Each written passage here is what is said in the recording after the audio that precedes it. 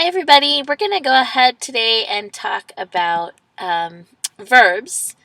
And I hope everybody's had a great week. But before we get started, I do want to do a couple of announcements. So just let my PowerPoint move here. There we go. All right, so for our announcements, you are working on writing assignment number 2, which was assigned last week. If you haven't submitted writing assignment number 1 through the link, today is the last day to do so, to do it on time. So please make sure you get that in before midnight tonight, Central Time. We also have a week 8 worksheet for you to do. It's simply an activity from the book. So you can use the book to complete the exercise and upload it through the link. Either handwrite it and take a picture of your answers, or write it in a Microsoft Word document, whatever, or a text document and copy and paste it over, whatever works best for you. Then you need to read chapter 4 on the verbs and the resource on active listening, which is pasted in this week's material. In addition to that, I also included a couple of different resources on active listening active listening, as well as verbs. So there are a couple of different web articles on verbs that I think could be helpful for you in addition to what's in the book. I think the book really clearly explains things, but oftentimes having a different perspective can be helpful. We talked a lot about differentiation and learning styles in here, so I wanted to provide a couple of different examples. So please be sure to check out those resources in addition to what's in the book. And tonight we'll be looking at verbs. We'll be talking about action verbs, linking verbs, and helping verbs. So if anybody has any questions about what you should be doing this week, the homework that's due, week 8 worksheet is, like usual, due 1 week from today. You got the due date and information for writing assignment number 2 last week. If you have any questions about what you should be doing, please feel free to reach out via email, and I will be happy to help. All right, so looking at verbs. So we all know verbs as those words that express action. That's the thing that comes to our mind right away when we say verb. I don't know if you guys know that I'm a resume writer, and one of the most important things in resumes is your verbs. You want to make sure you have very strong action verbs. An action verb is a verb that expresses action. But there are also other kinds of verbs. Verbs can express conditions and state of being. And then we also have the auxiliary or helping verbs, which work with action verbs to create verb phrases. So we'll be talking about that in just a little bit. So every complete sentence has to have a verb. It's one of those things that if you don't have a verb, you don't have a complete sentence. And sometimes a verb is all you need for a sentence. So when you say run, think, or stop, the implied subject to all of those is you. So every sentence has to have a subject and a verb. But in this case, there's an implied subject. When you're yelling at someone, you're really implying you run, or you think, or you stop. But that's implied, so it's not stated. So sometimes a single verb can communicate a complete thought. And you see the comic that I have down there. It's explaining, kind of what happens when we get rid of verbs. We just have a lot of unclear and confusing language. So maybe that's the dumbing down of media. I'm not sure, but we know that verbs are very important to clearly communicate meaning. So 2 main types of verbs we'll talk about are action versus linking verbs. Action verbs are pretty simple. They express physical or mental actions. I put the mental in there because I think that's important. Some people, when they, think about something like listen, consider, believe, they're like, wait, are those actually actions? I'm not really sure. That's not something I can picture myself doing. But they are action verbs. I like to, we're going to talk a little bit here in a few minutes about the difference between action and linking verbs, and that's what's most important when you have to determine if a verb is action or linking, and then to a little bit of a lesser degree, action or helping. But it's important to think about, is there an action actually being performed? And if you can, even if it's a mental action, it's an action verb. So physical, cut, build, twist; mental, listen, consider, believe; I jumped to the sound of the car backfiring; Mary ran home. Those are both action verbs. Linking verbs, on the other hand, connect subjects to other words or phrases, and they express condition or state of being. So, they're not expressing action, they're connecting the subject of the sentence to another word in the sentence that expresses action or state of being. There are true linking verbs, which are linking verbs that are only linking verbs. They don't have any other purpose. And then there are also multiple personality verbs. And that's where I was saying, you have to decide if it's an action verb or it's a linking verb. We have to determine which it is by looking at the sentence, because sometimes the verb can be both things. So I am upset. In this case, am does not express any action. It's not something that's being physically or mentally done. Instead, am is connecting the word I with the word upset. And upset is a state of being. So also, she seems lonely. She is the subject. Seems isn't something that's happening. You're not seeming. We can't picture someone seeming. Instead, seems connects she to the word lonely, expressing a state of being. So, in this case, we have linking. These are examples of linking verbs. Now, let's look at some of these true versus multiple personality verbs. So, any form of the verb to be, or the form be, am, is, are, was, were, has been, being, might have been, become, and seem are all true linking verbs. They're always linking verbs. So examples, I am angry, they were having fun, he is being rude, I will become the vice president, she seems happy. In each of these situations, we have a subject that is being connected to another word in the sentence by a linking verb. So we don't have any actions going on in these sentences. All of these are pretty easy to identify as linking verbs. Now, we have the multiple personality verbs. So sometimes these are linking verbs and sometimes they're action verbs, like appear, feel, grow, look, prove, remain, smell, sound, taste, and turn. Let's look at a few examples of these. So how can you tell what's the difference when they are linking verbs and when they're action verbs? Well, obviously, action verbs express action. Linking verbs connect subjects to conditions or state of being, as we just said. But that's a little bit easier said than done. A lot of times students will say, oh yeah, I've got this, it makes complete sense. And then when they get in the quiz, they're like, wait a minute, I'm not sure how this is acting. So let's look at a test that you can use. If you can substitute am, is, or are into the sentence and it still sounds logical, it's a linking verb. If after the substitution the sentence doesn't make sense, it's an action verb. So Sylvia tasted the spicy squid eyeball stew. Sylvia is the stew? That doesn't make any sense. Sylvia is not the stew. Tasted is an action verb in this sentence. And this makes sense when we just kind of double check this against our own logic, because you can picture Sylvia doing something here. Sylvia is tasting the stew. We can see her using her spoon, or maybe if she's at medieval times, she's picking up the bowl and drinking it, but she's tasting the stew. It's a physical action. It's something that she is doing. And then our test there has verified that Sylvia is the stew. Makes no sense unless Sylvia happened to come across a couple of witches creating some interesting brew in the woods. Sylvia is not the stew. So this makes sense. We have a linking verb. The squid eyeball stew tasted good. The stew is good. That makes sense. So in this case, tasted is acting as a linking verb, connecting stew to good, which is its condition. So it's a word that describes stew. In this case, we have tasted as a linking verb. So notice the difference there. We have tasted being a physical action, and then it's an action verb.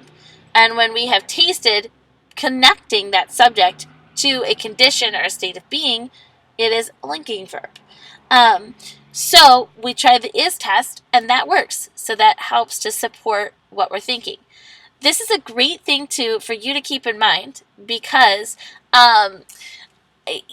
oftentimes when you're having to choose between what's a linking verb and what's an action verb, especially on a quiz or when you're doing your own writing and you're trying to think about different words that you can include in a certain sentence, it can be really easy to get confused. Even though you theoretically know the answer, it can just be really easy to look at this word and think, tasted, well, that's something I can imagine. I know that's an action verb.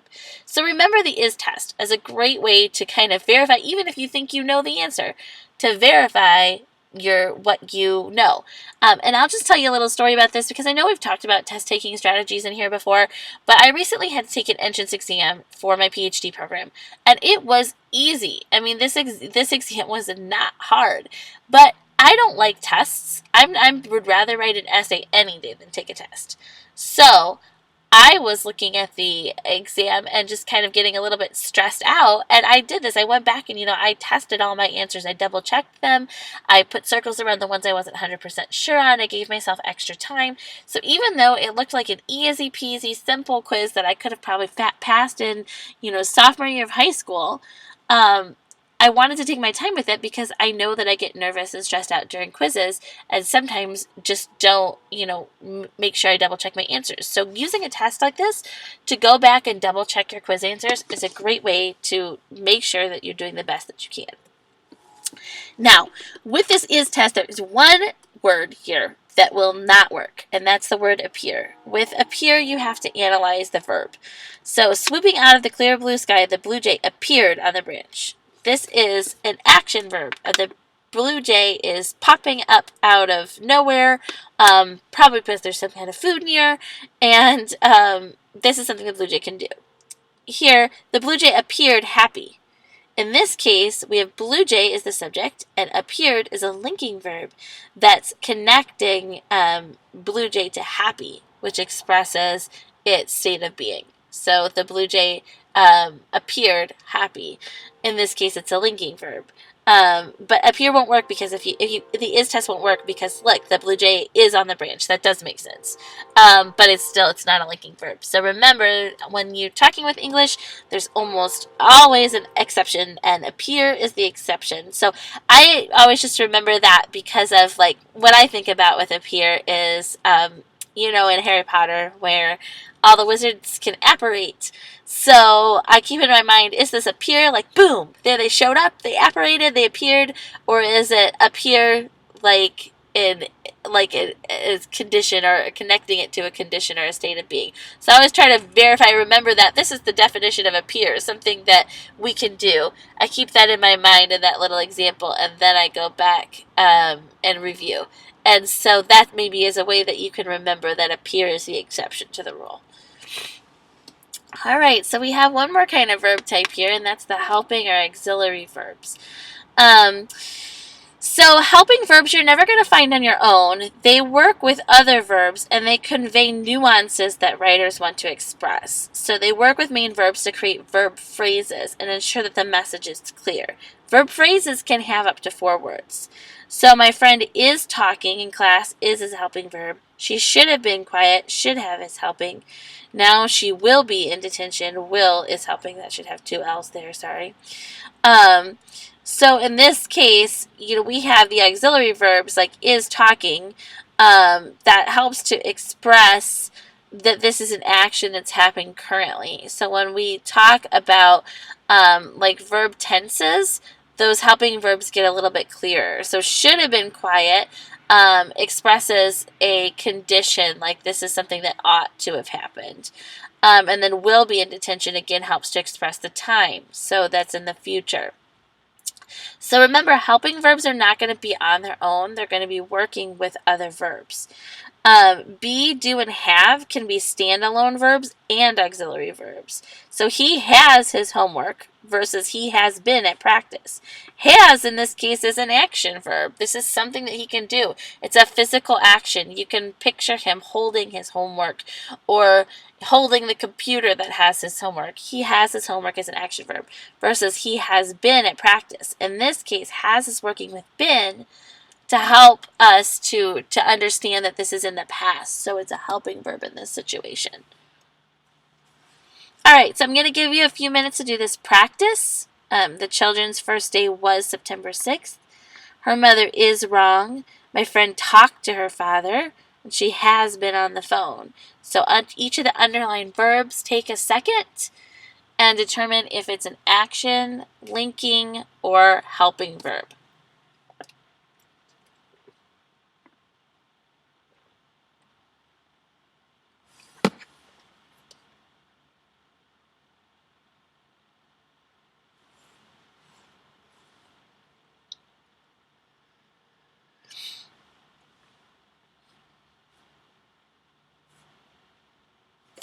Okay, let's look at the answers. So the children's first day was September 6th. That's linking.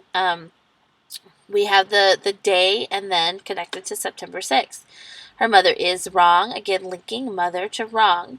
My friend talked to her father. Talking is action. That's something that can be done.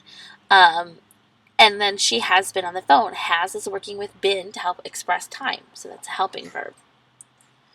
All right, so that is your overview of the types of verbs. Rereading the resources that I provided will help make that a little bit clearer. Of course, if you have questions, please feel free to reach out to me. I will be happy to answer them. The last thing for today we're going to talk about is active listening. So we talked about active reading strategies a few weeks ago, and how if you are just reading passively and you're just like letting the words, fall on your ears, you're not necessarily reading in a way that makes you understand. And I asked the question, who has sat down to read something important for school, been, several minutes in and half an hour in, maybe even an hour in, and realized you've not been paying attention to a single thing that you've been reading? And almost everybody was like, yeah, that's me. And I said, that's been me too. I know that. I've been there myself. So we talked about some strategies that you can use to actively read. We talked about the SQ3R method, and we also talked about how you can do some underlining and highlighting and just essentially finding a strategy that works for you. We want to talk about active listening too, because that's also important. When you listen actively, you are participating in the listening and not just letting it happen. Instead of just letting someone's words gloss over you, because if I ask you that same question and I said, how many of you have just let someone's words gloss over you in the past? How many of you have been listening to someone supposedly either a lecture in class, maybe you're doing it right now, or someone's talking to you, telling you a story, telling you about something that they did at work, and you are just letting it gloss completely over you? You're not paying a single bit of attention. Your eyes might be focused on them, but you are clearly not focused on them.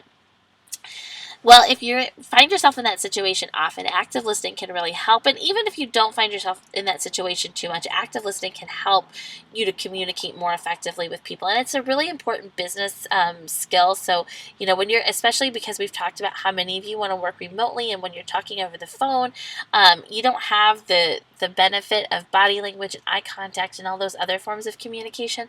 So being able to listen actively is really important. And I've linked a resource that explains like some 6 principles of active listening. But the important thing to remember is that active listening is not listening to respond. So that doesn't mean that you are already formulating your response as the person is talking. In fact, that's the opposite of active listening. That's not listening at all. That's thinking your own thoughts. And oftentimes, especially if it's a situation of some conflict, if you start the situation by listening and just coming up with what you want to say and tuning out everything else the other person has to say, that's not a productive means to answer or fulfill the communication. So instead, when you're actively listening, you're listening for what are the key ideas that the person is expressing, and then you're identifying how you can summarize that back to them and say, essentially, is this what you're trying to say?